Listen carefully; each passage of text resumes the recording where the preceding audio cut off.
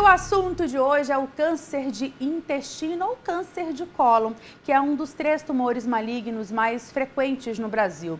De acordo com o Instituto Nacional de Câncer, o número de mortes prematuras causadas por esse tipo de doença deve crescer cerca de 10% entre 2026 e 2030, isso aqui no nosso país. A estimativa diz respeito a adultos de 30 a 69 anos. Sobre tratamentos, prevenção e fatores de risco relacionados ao câncer de intestino, eu converso a partir de agora ao vivo com o oncologista Davi Pinheiro. Bom dia, doutor. Muito obrigada pela sua presença aqui no Edição Manhã. Bom dia, é um prazer estar aqui com vocês.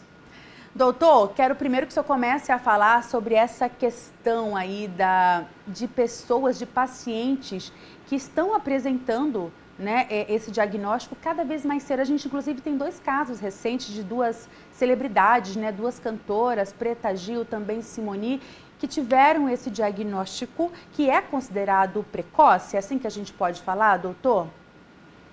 Perfeito, é isso mesmo, né? Quando a gente fala sobre câncer coloretal, a gente está falando sobre todos os tumores que nascem, tanto no intestino grosso como no reto. E, historicamente, esse é um tumor que acontece muito mais em pessoas acima dos 50 anos de idade, acima dos 60 anos de idade. O que a gente percebeu é que nos últimos anos está aumentando de forma importante o número de casos novos em pessoas que a gente chama de adultos jovens, que são pessoas com menos de 50 anos de idade. Algumas explicações, né, isso pode justificar até pelo aumento dos métodos diagnósticos, mas o principal fator realmente é esse estilo de vida moderno, né? Então, um estilo em que a gente tem uma dieta mais rica em industrializados, né, embutidos, mais carne vermelha, menos fibras, as pessoas fazem menos atividade física, com isso também aumenta a obesidade, o aumento do cigarro, a bebida alcoólica. Então, a conjunção desses número de casos novos de câncer coloretal em adultos jovens. Doutor, a gente trouxe números aí. A gente tem contato ainda com o doutor? Temos, doutor. Então, o senhor está me ouvindo, né? Pronto, estou lhe vendo novamente. Bom, o senhor trouxe aí vários hábitos realmente relacionados ao nosso estilo de vida moderno que trazem consequências terríveis, né? A gente pode falar que um dos principais fatores de risco, diante de tudo que o senhor explicou, está diretamente ligado à nossa alimentação, doutor? Também? Principalmente, na verdade, né? Com certeza.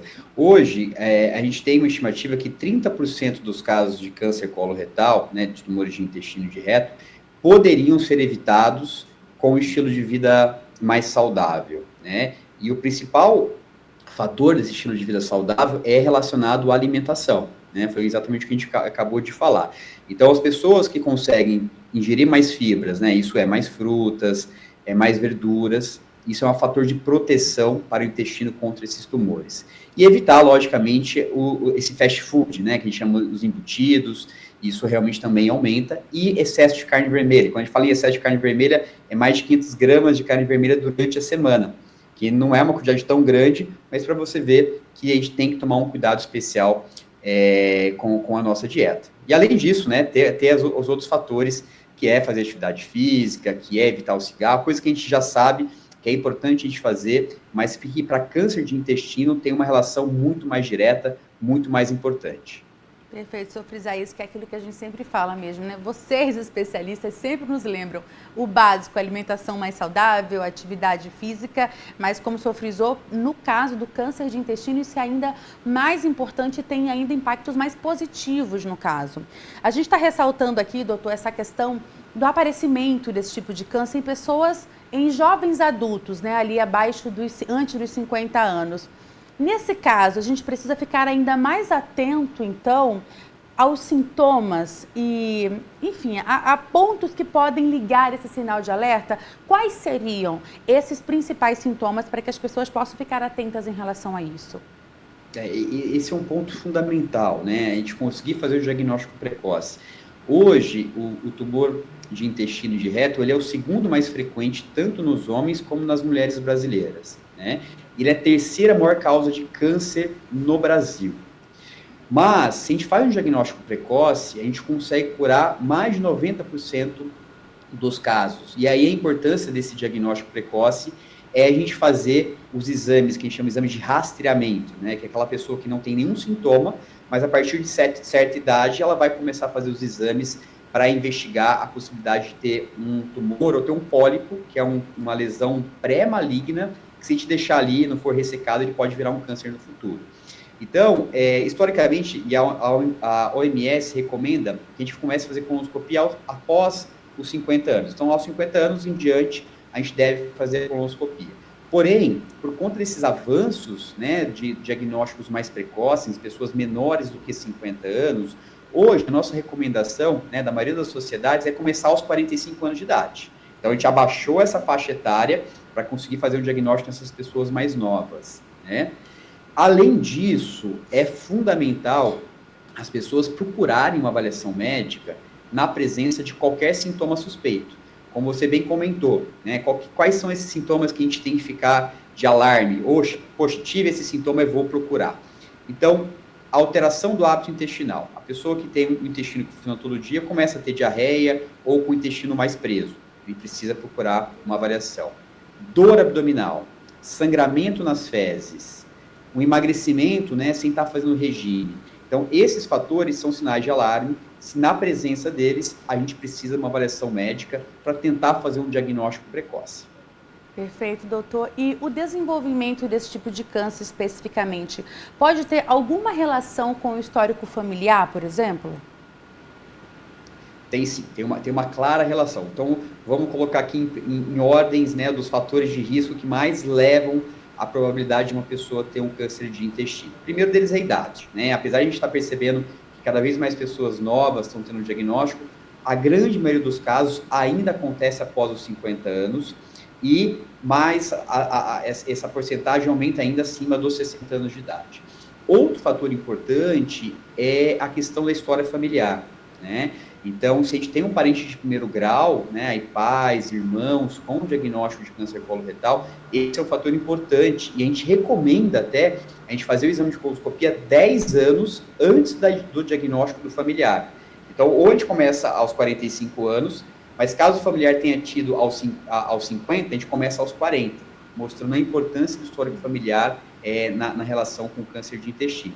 E aí os outros fatores foi o que a gente acabou de comentar, né, uma dieta que é uma dieta não saudável, sedentarismo e, mais raramente, algumas síndromes genéticas, né? Que esses são eventos mais raros, mas que também aumenta a chance de ter esse tipo de câncer.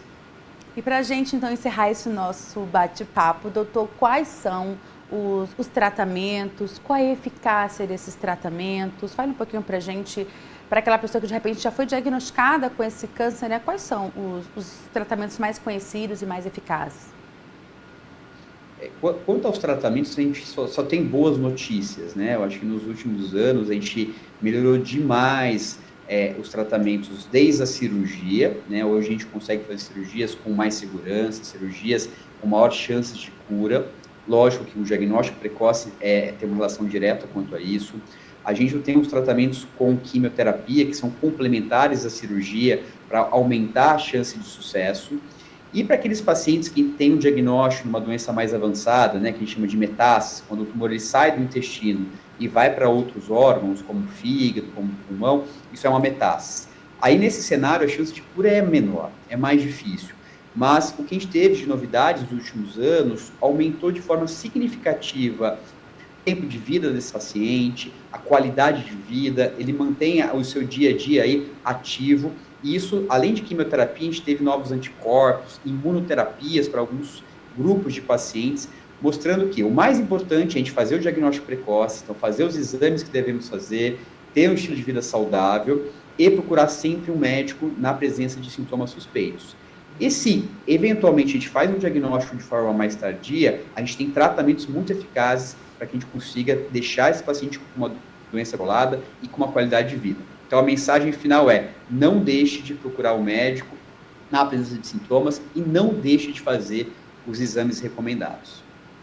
Muito bom. Doutor Davi Pinheiro, oncologista, falou com a gente, trouxe muitas orientações a respeito do câncer de intestino. Doutor, muito obrigada pelos seus esclarecimentos e pelas informações que o senhor trouxe aqui pra gente. Ótimo dia.